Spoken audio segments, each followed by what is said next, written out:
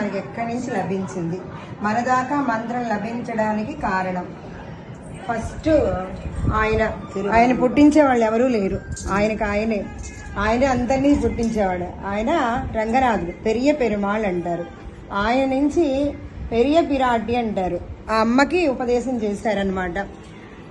అక్కడ వారి నుంచి విశ్వక్సేనులు, సేన మొదలయ్యారంటారు. ఆయన ఎవరు పేర్లు రాసేవాళ్ళు లేరు, ఇంతమంది నాకేమో తీరట్లేదు. సేన మొదలయ్యారంటారు. అమ్మ ఆయనకి ఉపదేశం చేస్తుంది. ఆయన నుంచి నమ్మాళ్ళ వారికి ఉపదేశం చేస్తారు. ఆయన నమ్మాళ్ళ వారు శ్రీమన్నాథములకు ఉపదేశం చేస్తారు. నాథములు ఉయ్యకొండాలు అనేటువంటి వారికి ఉపదేశం చేస్తారు. వారు మణక్కాలు నంబి, వారు ఆళవందాలంటారు. వీరు పెరియ నంబి. తర్వాత మధ్యలో మన పెద్ద హారం ఉందనుకో, ఆ హారానికి బాగా లాకెట్ ఉంటే ఆ హారం గ్రాండ్ గా ఉంటది అనమాట. అట్లా పచ్చల పథకం లాగా మధ్యలో రామానుజుల వారు ఉన్నారనమాట. వీళ్ళందరూ కూడా రామానుజుల వారి కంటే ముందు వాళ్ళు, రామానుజుల వారు అవతరించక ముందు వారు. వీళ్ళంతా కూడా రామానుజుల వారి సంబంధం చేత మేము ఉజ్జీవించామనుకున్నారు, మేము ఉన్నవాళ్ళమయ్యామనుకున్నారు అనమాట.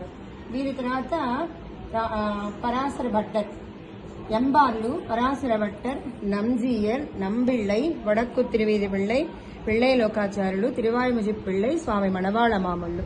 ఇలా మనకి ఆచార్య పరంపర అంతా కూడా ఇలా లభించింది.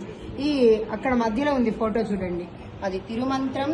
నరుడుగా నారాయణుడిగా ఆయనే అవతరించి ఆ మంత్రాన్ని ఉపదేశం చేస్తాడనమాట. ఫస్ట్ది. రెండవది శ్రీవైకుంఠంలో అమ్మకి ఉపదేశం చేస్తారు. రెండవది. మూడవది కురుక్షేత్ర యుద్ధంలో అర్జునుడికి ఉపదేశం చేస్తాడు చరమ శ్లోకం అని. ఈ 3 మంత్రాలు అవతరించడానికి కారణము వీళ్ళందరూ. ఆ 3 మంత్రాలు ఏంటి? ఒక మంత్రంలో సకల వేద సారం చెప్పబడింది అనమాట. అన్ని వేదాన్ని, శాస్త్రాన్ని ఫిల్టర్ చేయగా 3 కుండల్లో 3 వేదాల్ని చిలికితే 3 అక్షరాలు వచ్చినాయట. ఆ ఊ మా అని ప్రణవం వచ్చిందట. ఆ ప్రణవ అర్థమే తిరుమంత్రం, ద్వయమంత్రం, రామాయణం, భారతం, భాగవతం, దివ్య ప్రబంధాలు ఇవన్నీ కూడా. అలా ఈ రత్నహారము రామానుజుల వారు మనకి ఇప్పుడు మన ఆచార్యుల దగ్గర నుంచి మనకి లభించిన మంత్రం వీళ్ళందరూ పొందిన మంత్రం అన్నమాట. ఇప్పుడు మనం పొందినటువంటి ఆ మంత్రం పంచ సంస్కారాలు అయ్యి. అలాగే అక్కడ నంబెరుమాళ్ళు అంటారు ఆయన్ని. రంగనాథుడేమో మూలవర్లు, ఉచ్చవర్లు, ఉభయదేవర్లు, శ్రీదేవి, భూదేవి. ఇది ఇంతవరకు ఆచార్య రత్నహారం. ఇది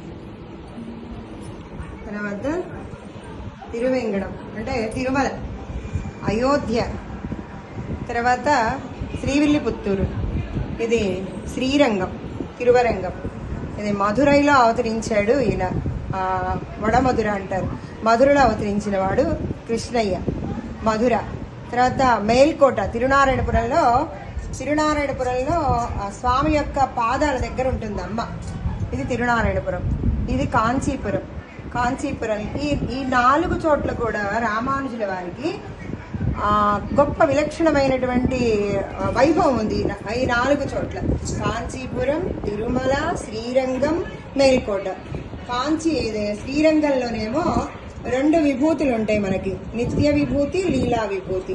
ఈ 2 విభూతుల్ని కూడా రామానుజుల వారికి అప్పగించేస్తాడు. ఇక నాది కాదు బాధ్యత, నీవే చూసుకోవాలి అని. ఇప్పుడు రామానుజుల వారు అనుగ్రహిస్తేనే మనకి శ్రీవైకుంఠం లభిస్తుంది. ఆయన పెరుమాళ దగ్గరికి వెళ్ళినా మనకి ఆయన ఇవ్వడు అనమాట. ఈయనకి ఇచ్చేస్తాడు. ఈయనకి ఆ సంపదనంతా కూడా. నిత్య విభూతి అంటే ఎప్పటికీ ఉంటుంది. ఇప్పుడు ఇది ప్రళయం వస్తే ఇది అయిపోతుంది. ఈ విభూతి లీలా విభూతి అంటారు. అనేక లోకాలతోటి ఉందన్నమాట. ఈ విభూతి ప్రళయం వస్తే వెళ్ళిపోతుంది. కానీ నిత్య విభూతి అనేది ఎప్పటికీ ఉంటుంది, నిత్యంగా ఉంటుంది అన్నమాట. ఆ విభూతిని అంటే ఇక్కడ ఎంత ఉందో దీనికి 3 ఇంతలుగా ఉందన్నమాట. శ్రీవైకుంఠం నిత్య విభూతి. లీలా విభూతి మనం చూసే మన దృష్టికి మన సైన్స్ శక్తికి అందినంత కాకుండా అనేక లోకాలు ఉంటాయి కదా, ఆ లోకాలన్నీ బ్రహ్మలోకం వరకు ఉన్నదాన్నంతా కూడా లీలా విభూతి అంటారనమాట. అంటే ఆయన లీలగా చేసినటువంటిది. ఈయన ఇక్కడ శ్రీరంగంలో రామానుజుల వారికి ఈ 2 విభూతుల అధికారాన్ని ఇచ్చేసాడు. ఇప్పుడు మన తండ్రి కనుక రిటైర్మెంట్ అయినాక కొడుకు అప్పచెప్తాడు కదా, అలా అప్పగించేస్తాడు. దేన్ని ఇచ్చాడు? ఆస్తి. ఏం ఆస్తిని? 2 2 విభూతుల్ని కూడా ఇచ్చేసాడు అనమాట. నిత్య విభూతి, లీలా విభూతి, తరగనంత గొప్ప సంపదని ఇచ్చేసాడు అనమాట. అది ఇది ఇక్కడ కొడుకు స్థానంలో ఉన్నారు రామానుజుల వారు. అలాగే కాంచీపురంలో ఇక్కడ శిష్యుడిగా ఉన్నారనమాట. అంటే తీర్థం తీసుకొచ్చి ఆ తీర్థం కైంకర్యం చేస్తున్నారు అనమాట. తీర్థం అంటే మనం తీసుకునే తీర్థం కాదు, నీళ్లు అనకూడదు అనమాట. బావి నుంచి ఆయనకి ప్రతిరోజు తిరువారాధన చేయడానికిగా అక్కడ ఉన్నటువంటి శాలక్కిణర్ అనేటువంటి బావి నుంచి రోజు తీర్థం తీసుకొచ్చేవారు అనమాట. స్వామికి తిరుమంజనం చేయడానికి కానీ, అర్ఘ్యపాద్యాజములు ఇవ్వడానికి కానీ అది చేస్తూ ఉండేవారు. అయితే రామానుజుల వారు లేదని బెంగపడుతున్నాడు రంగనాథుడు. బెంగపడి రామానుజుల వారిని